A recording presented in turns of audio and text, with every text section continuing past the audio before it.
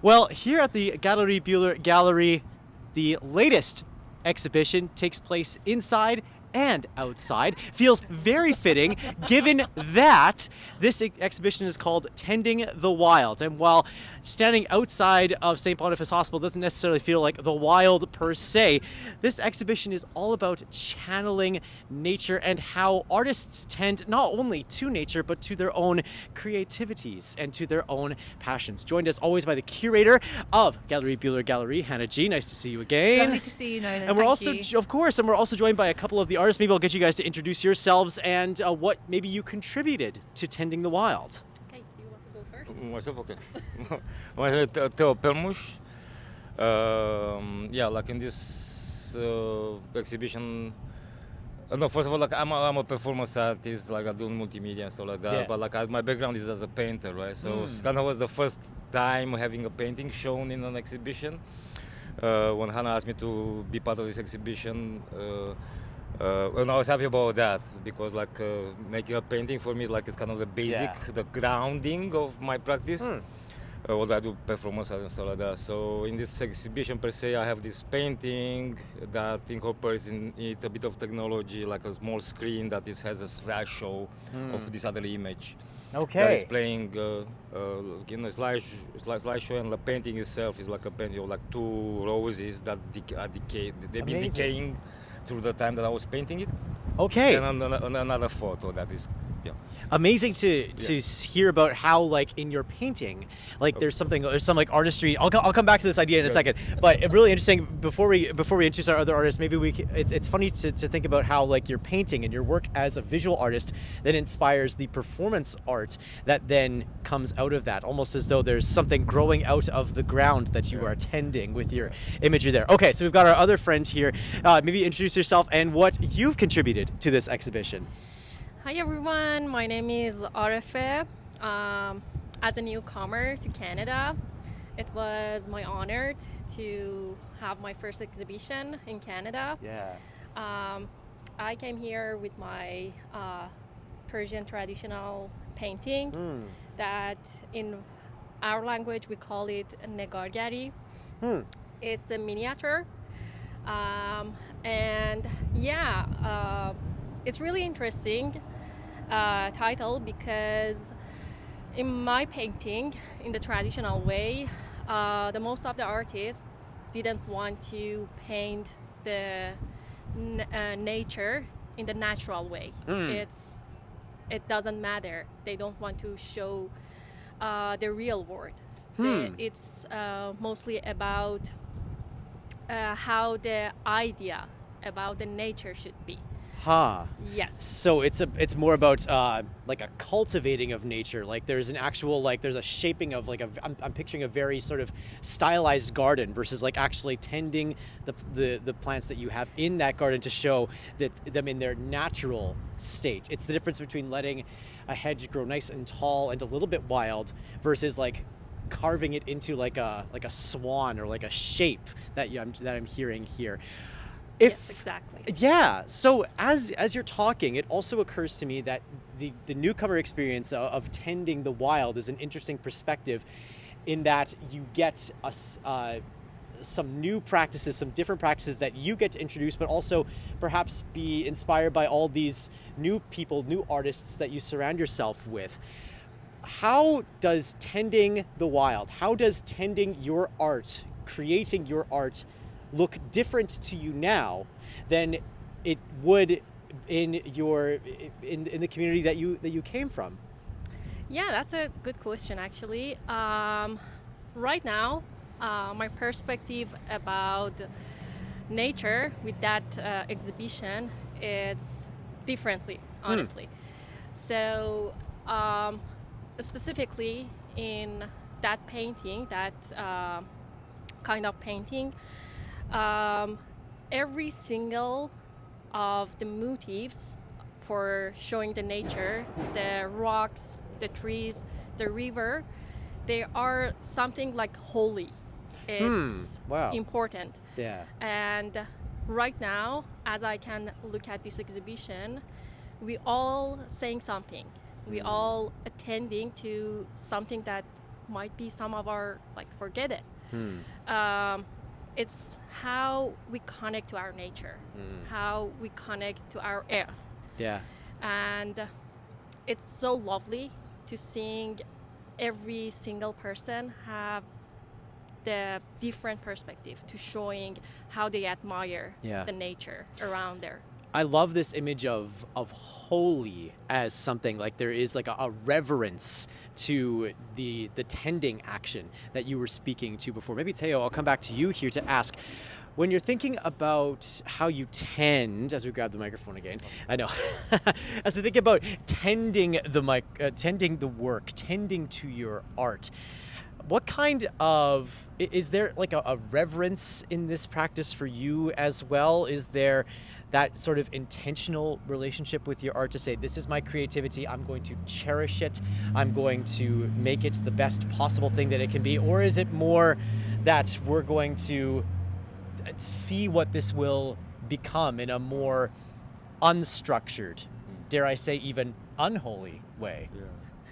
I think like it's, how can I explain? Like I think there is a, almost like I think that is like almost like a contract between the artist and nature when you try to work with it, right? It's like a contract that like is almost like was this writer that I really love was like Anna Kristieva talking about a contact with the skin, like the relation between like performative practices and the viewer. Right. So like with nature is the same thing. It's like it's a contact that you have to have with nature to see how much involvement is into that, like kind of because it brings it like ideas, or sometimes like in a literally direct way you work with nature to create stuff, right? Yeah. So like how you see some land artists doing that, and other artists like, or like bio art and so on, right? So, but like it's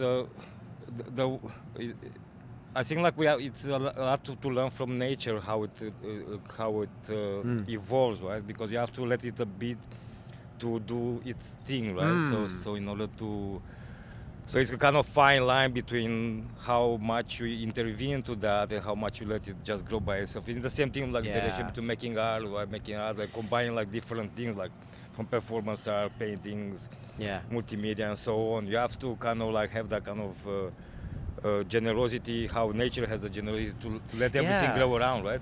And some things they die, right? Some things they have to just disappear in the shadows of other things, right? Yeah, there's like there's a reciprocal nature to this. There's like a learning between knowing when to let something grow versus when to allow something to be maintained, and to letting something pass away and then to move on to the next thing. It sounds like. And also, I think nature also has like is the creators of stories, right? Like because it's like is the nature also can be very obscure. Right. It can create this kind of like mesmerizing, hidden, stories about hidden creatures, which is also in my work is one of the images about chimeras. Yeah, it's kind of like obscure, like creature that like is killing people. Yeah, right. Yeah, it's eating them. I mean, it's really what does like what in the whole folklore is like really, it's taking something from the real and putting in the real, really. Right. Nature. That's like what it is. Yeah. Like it's a beautiful actually. There's a mystical element to all of this. Exactly. Yeah. So that you are two of the artists that are contributing to this natural and mystical exhibit, but there's several more of you. Maybe I'll bring Hannah into this at this point to say that there are quite a few artists that are contributing to this. When you look at the overall shape of the garden of art that is tending the wild, how would you describe that garden? Oh, I describe it as wild and unruly and fecund, and like it has rot and it has blooms. It has all kinds of things that you would find in a healthy garden that's full of things that you planted and things that just kind of grew by themselves. So and the things which grow by themselves are the conversation. So listening to Theo and Ari talk about their ideas and their work, like those are those are like new plants that have grown out of the garden of this exhibition. And that was what I was really interested in, like what happens when you put together such an eclectic group of people and museums and institutions, and what grows out of it. Yeah. There's a bit of a cross collaboration with some institutions here as well, which is part of the reason why we're standing outside today, in that we have behind us here a contribution from the Living Prairie Museum into That's tending right. the wild. Maybe you can tell us a bit about that collaboration and this piece in particular. Absolutely, yeah. So this is our bison, and she's going to be staying with us until the springtime. Wow. And you can see on the bison there are all of these seed beads, and these seed beads were made in workshops at the Living Prairie Museum by an Indigenous artist called Britt. And as Britt and other people were making these beads, so it's like clay and seeds, they were sharing knowledge and stories. And so the beads with all these seeds, they're threaded onto string, they are strewn over our bison, and with weathering you can see some of them are falling off, and the idea is that the bison is planting its own prairie garden. So all of these seeds will then grow up around the bison and create its own prairie. And really the museum's idea was bisons are like the gardeners of the prairie, and so we've sort of made that happen here. Yeah. So as people come and visit this garden that are journeying here from oftentimes from the hospital, maybe they need a break from whatever situation they're finding themselves in when they come here, what kind of artistic healing do you hope that people take away from seeing this garden of tending the wild? You know, I think just as when you go into a garden, you are just transported into a different kind of world where you can relax, it's calm. I think that that's what happens in this exhibition. Yeah. It's a distraction. You're able to just look at beautiful things, have your imagination spurred. There are places in the gallery where you can be quite peaceful, just as you would in a garden. And there's other places where you can just really look and you can explore and you can discover things as you would in a garden. So Wow. it's a place which I hope is going to be able to cater to lots of different people's different experiences. Yeah. So there's going to be a lot of learning about different practices as well, I would imagine, given all of the artists that are involved. Maybe Ari, I'll throw this question to you to say, what will you take away from your experience in this exhibition about how to tend your creativity, your artistry? Honestly, I should think about it a little bit more. That's not easy for me to speak in another language about Yeah, right. my art or everything that I'm feeling about this exhibition. Definitely the most important thing that I'm gonna take with myself from this exhibition as an artist is not just looking in the one specific way to make art or introduce your inspiration with just one way for saying it or showing it. It's a lot of different type of artworks in this exhibition that it was like I even didn't think about it that you can show it as exhibition. Even we have the bison outside. It's not inside of the building.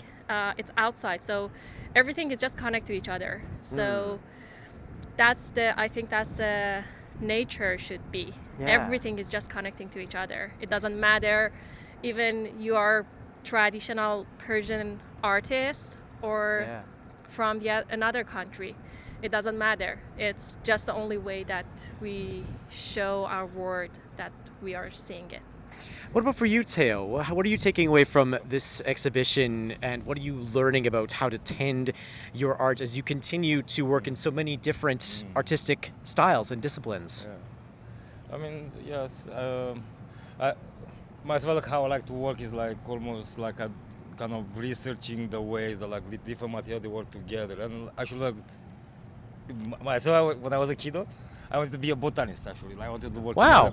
Yeah, like I love to look at the plants, draw them, and stuff like that, and to categorize them. Amazing. To see what they do. I have these books about like some plants are poisonous, some are not, and so on. Some you can cook with them, some you can eat the roots, and so on. Some of the flowers and so on. Right. So I think it's like this. I love this show because it has that kind of warmth, and it's like something that, how you said, like it's nature has the generosity to keep us together, right? So that's why we have to make sure to take care of it, right? It has like that kind of motherly. That's why it's been compared with the mother. Yeah. Right? Like it's Wow. culture. So it has that kind of possibility that allows you to get lost into it, but also allows you to survive. And that's for that. So our exchange to it. I mean, when you study nature, you show your respect. Like people who like to draw certain things in nature, or like look at flowers. It's kind of paying our respect to that, right?